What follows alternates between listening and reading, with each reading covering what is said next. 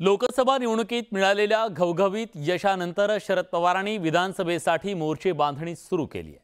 विधानसभेला उमेदवारी देताना अजित पवारांच्या सोबत गेलेल्या आमदारांच्या नातेवाईकांना गळाला लावण्याची रणनीती शरद पवार यांनी आखल्याची राजकीय वर्तुळात चर्चा रंगली आहे।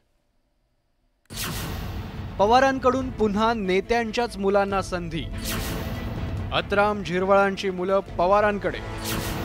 पवारांकडून राजकीय घराणेशाहीला पुन्हा खतपाणी।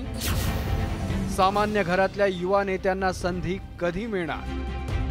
महाराष्ट्राच्या राजकारणात खरं तर शरद पवारांनी आर पाटलांसारख्या अनेक तरुण नेत्यांना त्या काळात संधी दिली, पण आता तेच पवार यावेळी मात्र पुन्हा नेत्यांच्याच मुलांना आपल्या पक्षात घेऊन अप्रत्यक्षपणे राजकीय घराणेशाहीला पाठीशी घालताना दिसतात।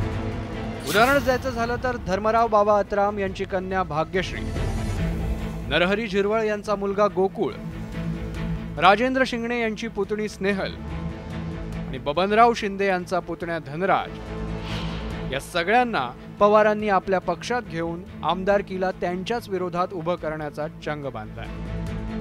वरकरणी हा राजकीय गृहकलह वाटे, पण अनेकांच्या मते हा प्रकार म्हणजे एक प्रकारे सत्ता आपल्याच घरात ठेवण्याचा राजकीय डाव असू शकतो, पण पवारांच्या पक्षाला मात्र असं अजिबात वाटत नाही।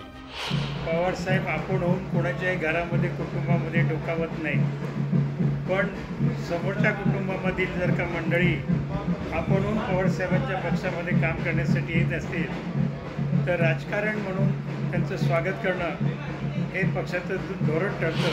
पक्षफुटीनंतर शरद पवारांचे बरेच शिलेदार अजित पवारांसोबत गेले, त्यामुळे खरं तर पवारांनी त्या ठिकाणी दुसऱ्या फळीतील युवा नेतृत्वाला संधी देणं अपेक्षित होतं, पण पवारांनी पुन्हा त्यांच्याच घरातली पुढची पिढी आपल्या पक्षात ओढल्याचं दिसतंय।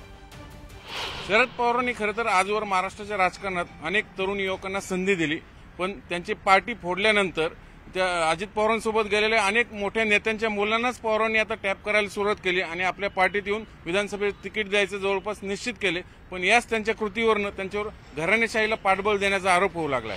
महाराष्ट्राच्या राजकारणात अशी काही राजकीय घराणी आहेत की ज्यांनी वर्षानुवर्ष आपल्याच घरात सत्तापदं ठेवली आहेत। या राजकीय घराणेशाहीला खरं तर कुठेतरी आळा बसला पाहिजे। यावेळी झालेल्या राजकीय फोडाफोडीमुळे पवारांना ही बडी राजकीय धेंड बाजूला सारून सर्वसामान्य घरातून पुढे आलेल्या संघर्षशील युवा नेतृत्वाला तिकीट वाटपाची नामी संधी चालून आली होती, पण पवारांनी ही पुन्हा फुटीर राजकीय घराणेशाहीतील युवा पिढीलाच आपलं पाठबळ दिल्याचं दिसतंय, त्यामुळे विरोधक पवारांवर टीका करू लागले आहेत। चंद्रकांत फुंदे, न्यूज 18 लोकमत, पुणे।